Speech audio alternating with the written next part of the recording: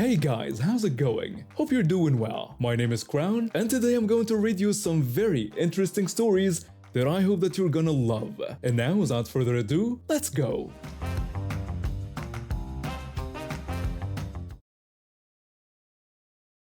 I was just a kid then, but I remember how stressed my parents were during this whole mess. My dad was working two jobs at a factory and doing weekend construction work just to make ends meet. My mom stayed home with my baby sister and toddler brother in this awful rental house that had mice and a leaky roof. They'd been saving every penny for years to build their dream home. Finally, they had enough for a down payment on a little ranch house out in the country. The small town bank approved their mortgage and everything looked perfect. My parents were so excited. I'd never seen them that happy before. The bank had a contract with this builder everyone called Bob. He seemed nice enough at first, always talking big about all his projects around town. But that should have been the first red flag. He was taking on way too many jobs at once. When things started, everything seemed okay. The foundation went in, the framing started going up. My parents would drive out there every evening after Dad got home from work, just to see the progress. But then weird things started happening. The first sign of trouble was when the architect's blueprints had some kind of mistake and the framers built a wall right through where the bathtub was supposed to go. Can you imagine? A wall through the middle of the bathtub. When my mom pointed this out to one of Bob's workers, the guy just shrugged and told her it wasn't his problem since he was just following the plans. He said she'd have to talk to Bob about it. But Bob was never around. He was always at some other job site, leaving these confused workers to figure things out on their own. Then my mom noticed the kitchen cabinets were attached to the drywall with just a few roofing nails. One of the workers actually warned her not to put anything heavy in the cabinets because they weren't really secure. When she asked what he meant, he explained that Bob had told them to just nail the cabinets into the drywall real quick instead of using proper mounting hardware. The worker said they should probably do it right, but that wasn't what Bob was paying for. The garage door was another disaster. Instead of facing the driveway like any normal person would expect, they'd framed the opening so it faced into the living room. When my dad asked about it, the worker told him that's what the plan showed. My dad pointed out that the driveway was in the other direction, but the worker said he'd have to take it up with Bob. This went on for months. Every time my parents found another problem, they were told to talk to Bob. But Bob was like a ghost, always somewhere else, always too busy to deal with their concerns. My mom started crying a lot during this time. The rental house was getting worse, with the landlord refusing to fix anything because he knew we were moving out soon. My baby sister got sick from the mold in the bathroom, and my brother kept getting into the mouse traps. Meanwhile, our dream house was turning into a nightmare, and we were running out of money. Finally, the day came for the bank's final inspection. My parents met the bank representative in the front yard. This guy looked angry from the moment he stepped out of his car, probably because the bank had already paid Bob most of the money. He said he wanted to get the inspection over with. He walked over to the front door and grabbed the doorknob to go inside. What happened next was unbelievable. The entire door, frame, and all fell right on top of him. It had just been wedged in place, not even nailed properly. The bank representative was furious, asking what was going on.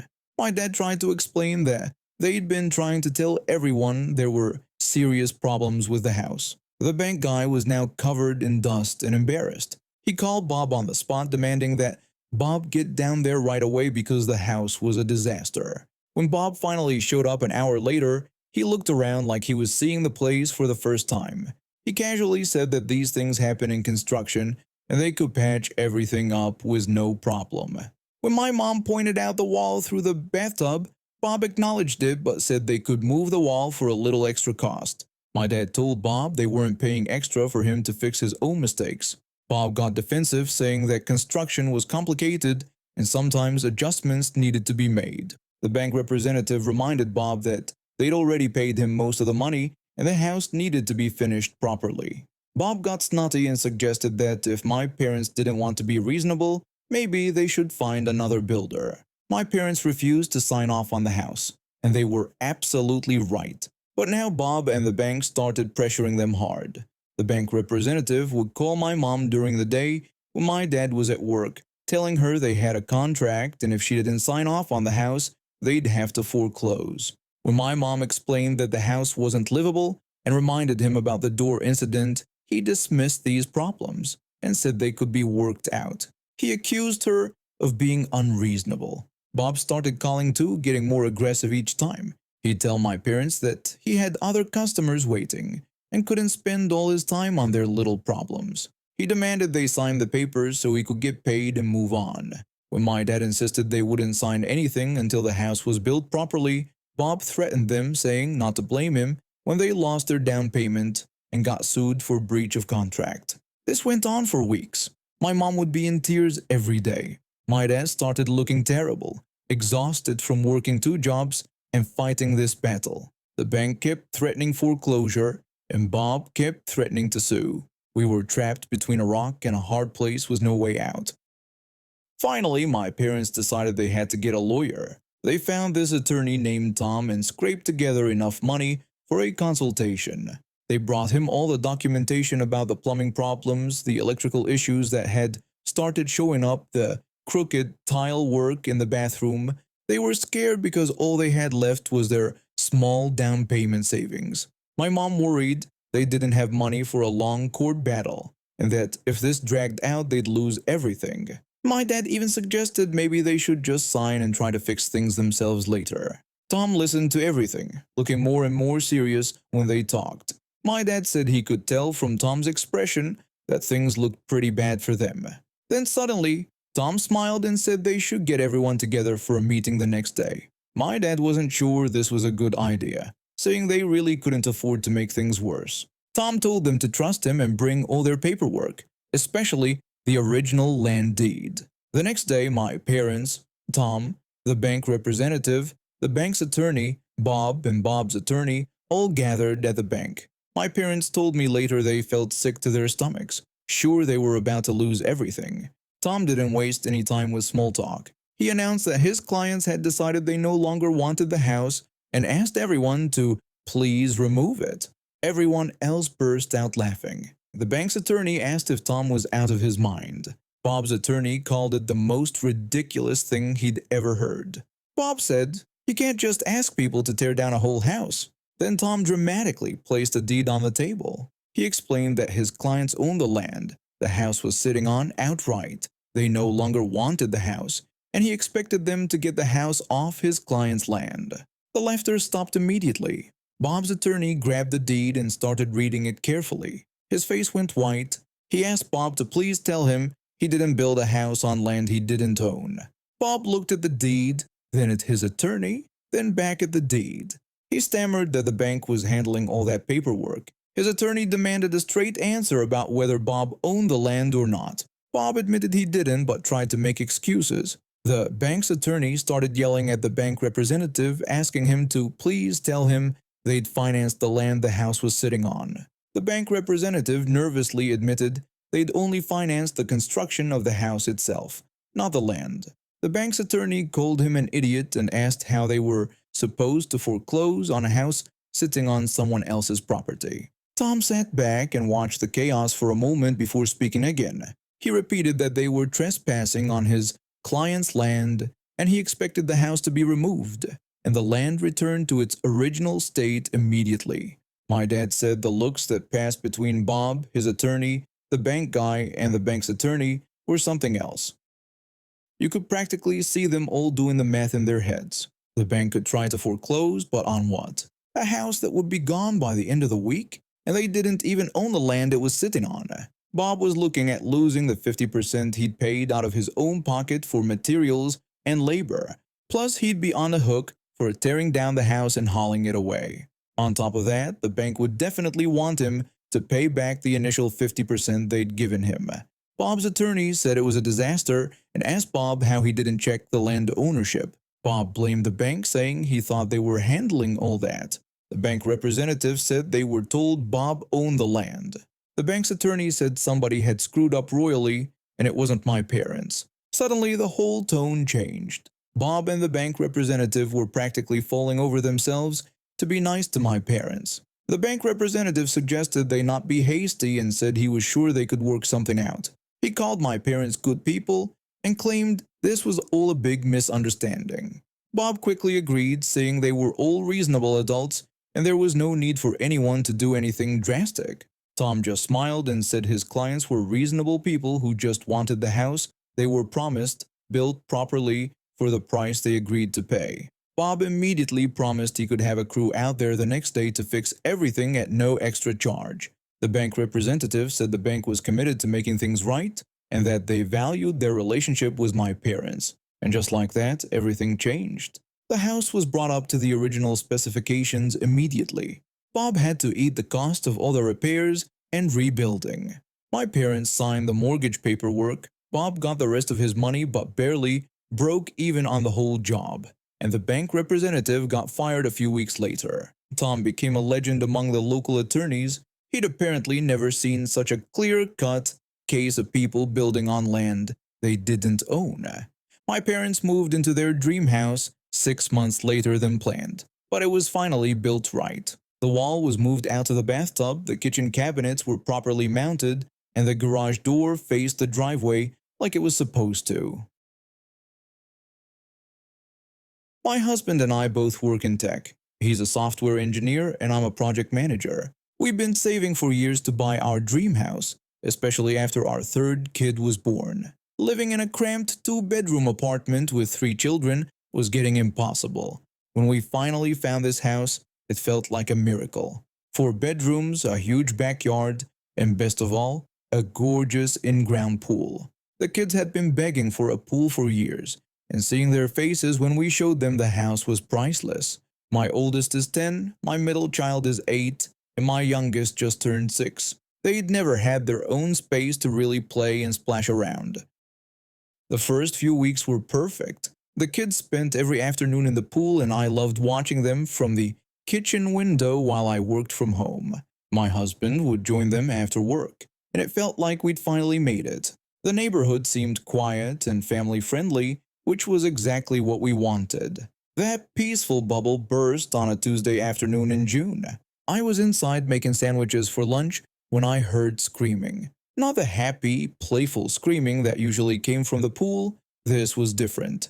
Terror shot through me, and I dropped everything and ran outside. What I saw made my blood boil. 4 kids I'd never seen before were in our pool, and they weren't just swimming. They had surrounded my children. The biggest one, a girl who looked about 14, was yanking my daughter's hair while she cried. 2 boys were shoving my middle child underwater, and another girl was pushing my youngest around like she was some kind of toy. I didn't think. I just reacted. I yelled at them, demanding to know what they thought they were doing and telling them to get away from my children immediately. The teenage girl turned to me with this smirk that made me want to scream. She told me they just wanted to swim in our stupid pool and complained that my kids were boring anyway. These kids had broken into our yard and were literally attacking my children. I told them they couldn't just come into someone else's property without permission and demanded they leave before I called the police. That's when she appeared. The mother of these little monsters came walking over from the side yard like she owned the place. She had that look, you know the one, perfect hair, and this attitude like the world owed her something. She asked what all the commotion was about, like she had every right to be there. I explained that her kids had broken into our yard and were attacking my children. She actually rolled her eyes at me and dismissed my concerns. She said her kids just wanted to have a little fun and that my brats needed to learn how to share. I felt like I was in some kind of alternate reality. I reminded her that this was our private property and that she had absolutely no right to be here. She looked me up and down like I was something she'd scrape off her shoe. She told me that far she was concerned this was a neighborhood pool, and that having a fancy fence didn't mean we could hog all the fun. I tried to explain that it wasn't a neighborhood pool but our personal pool on our property that we paid for. She just shrugged and said her kids were already here, so I should deal with it. Then she did something that still makes me shake with anger. She turned to her kids and told them to go ahead and teach my spoiled brats how to share. I watched in horror, and her 4 kids started getting more aggressive with mine. My daughter was sobbing, and they dunked her head underwater. My middle child was trying to swim away, but they kept grabbing him. My youngest was screaming for me. I started moving toward the pool, but there were 4 of them, and they were all bigger than my kids. I felt helpless and terrified. I shouted at them to stop because they were hurting my children. Karen just shrugged and said maybe next time my kids would be more willing to share their toys. That's when I screamed for my husband. He'd been upstairs in his office on a work call, but the sound of my voice must have told him everything he needed to know. I heard his footsteps pounding down the stairs. When he burst through the back door, I'd never seen him look so angry. But what really got everyone's attention was what he was carrying, our shotgun. We bought it for home protection when we moved to the suburbs, but I never thought we'd actually need it. My husband commanded everyone to get down on the ground immediately. His voice was deadly serious. The change was instant. Karen's cocky attitude evaporated, and her face went white. Her kids stopped what they were doing and looked terrified. Karen stammered that he couldn't threaten them like this and said she would call the police. My husband told her to go ahead and call him. He pointed out that she was trespassing on our property and her kids had just assaulted our children. He also mentioned that our security cameras were recording everything. He wasn't bluffing about the cameras. We'd installed them the week we moved in after our neighbor mentioned there had been some break-ins in the area. He repeated his demand for everyone to get on the ground, and this time they listened. Karen dropped to her knees and her kids followed. The teenage girl who'd been so tough a minute ago was now crying. My husband told me to call 911 and report that we had trespassers who had assaulted our children. I called while he kept the gun trained on them. Within minutes, I could hear sirens. By then, half the neighborhood had come out to see what was happening. When the police arrived, we showed them the footage from our security cameras. It was all there, Karen's kids climbing over our fence, attacking our children, and Karen telling them to teach them a lesson.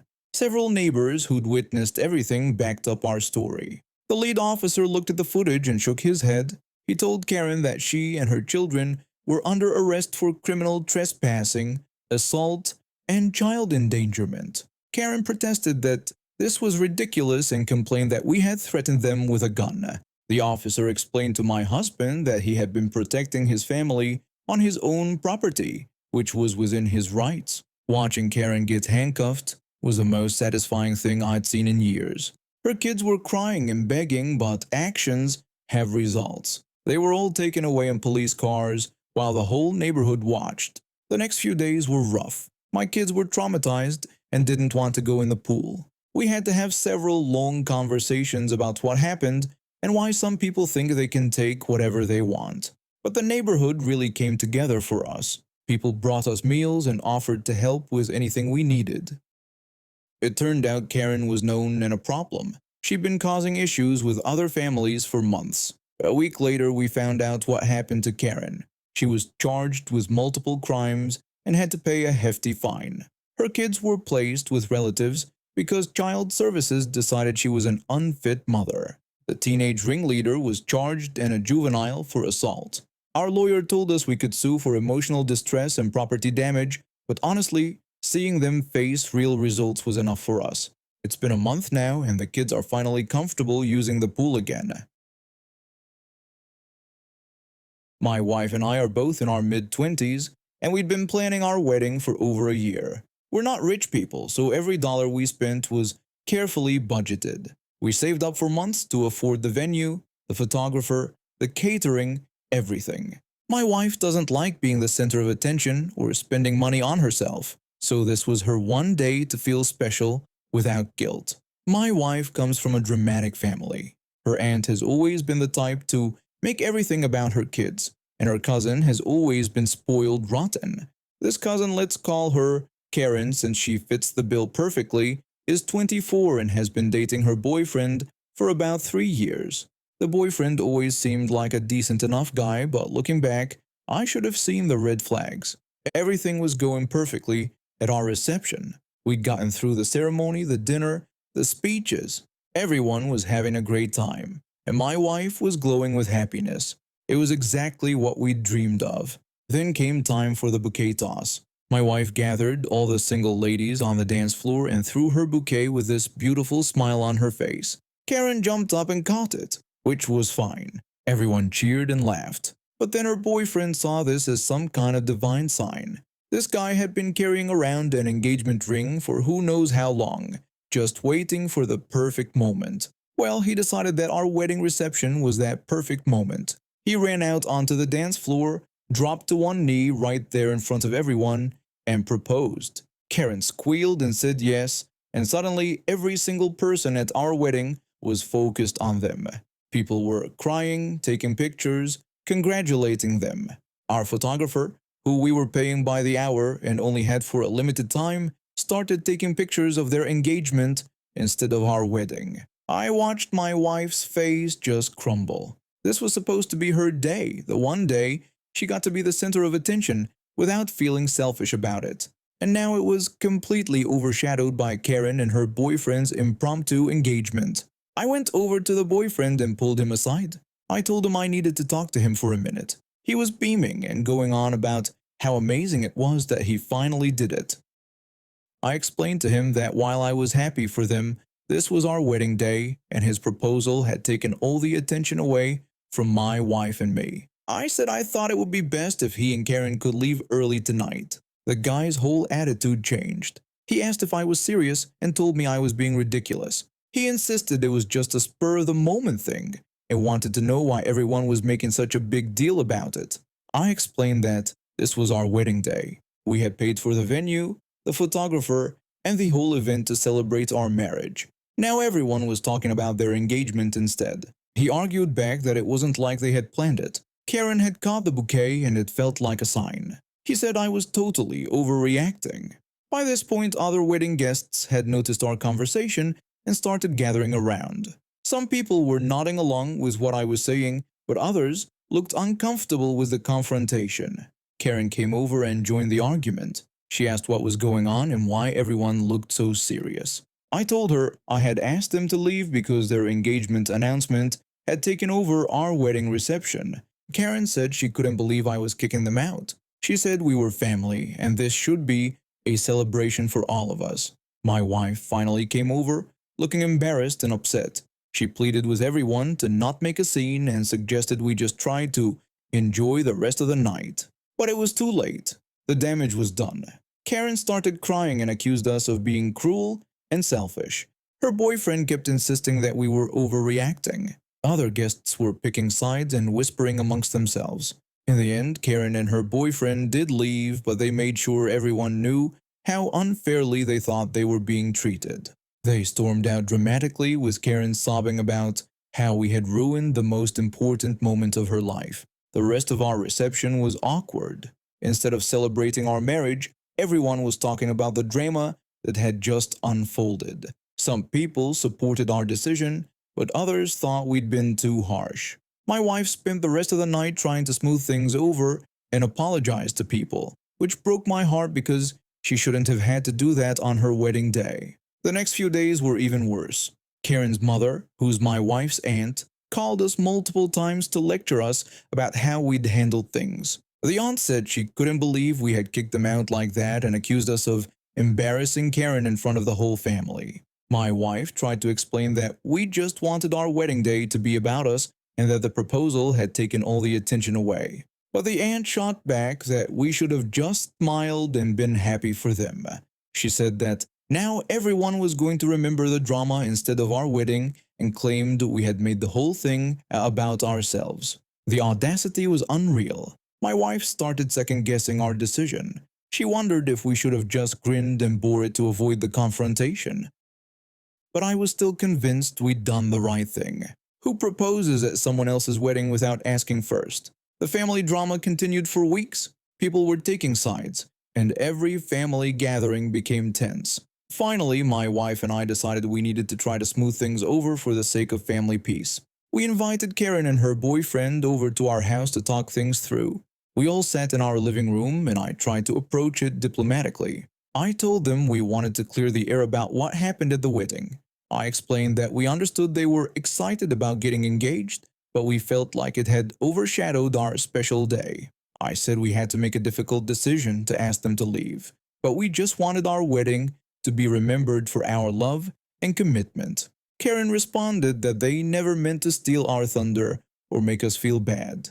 She said it was just an exciting, spontaneous moment. Her boyfriend admitted he understood where we were coming from, even though he still thought we had overreacted a bit. He said he probably should have thought it through more.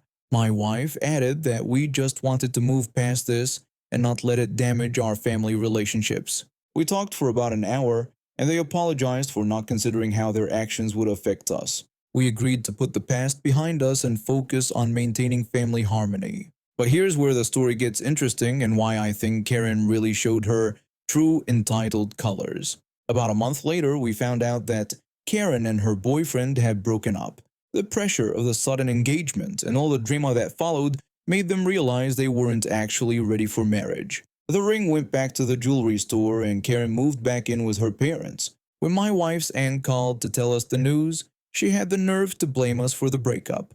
She said that if we hadn't made such a big deal about the proposal, they might still be together. She claimed that all the drama we caused had put too much pressure on their relationship. I asked if she was seriously blaming us for their breakup and pointed out that we didn't force him to propose at our wedding. She insisted that we had embarrassed them in front of everyone and said Karen had been depressed ever since. According to her, Karen felt like the whole family thought she was a troublemaker now. My wife said we were sorry they broke up, but that wasn't our fault. We reminded her that they had made the decision to get engaged at our wedding without asking us first. But the aunt wasn't done. She demanded that we apologize to Karen for ruining her engagement and pay for the therapy sessions Karen was now attending to deal with the trauma of being asked to leave our wedding. That's when I realized we were dealing with next-level entitlement. Not only had they hijacked our wedding day, but now they wanted us to pay for their own poor decisions. I told the aunt exactly what I thought about her demands, and we haven't spoken to that side of the family since. My wife was upset about the family rift at first, but she eventually realized that some people just can't take responsibility for their actions. About 6 months later, we heard that Karen had started telling people a completely different version of the story. In her version, we had kicked them out because we were jealous of their happiness and couldn't stand to see them get engaged. She claimed we had always been jealous of her and had used our wedding as an opportunity to humiliate her in front of the family. Some relatives who weren't at the wedding actually believed her version of events. It wasn't until other wedding guests set the record straight that the truth came out. Now, almost a year later, Karen is dating someone new and has learned nothing from the experience. According to my wife's cousins, she's already hinting about wanting a proposal and has made comments about how her next engagement will be done right without any jealous family members interfering. My wife and I just laugh about it now. And now we have reached the end of today's stories. Thank you for watching, and see you next time.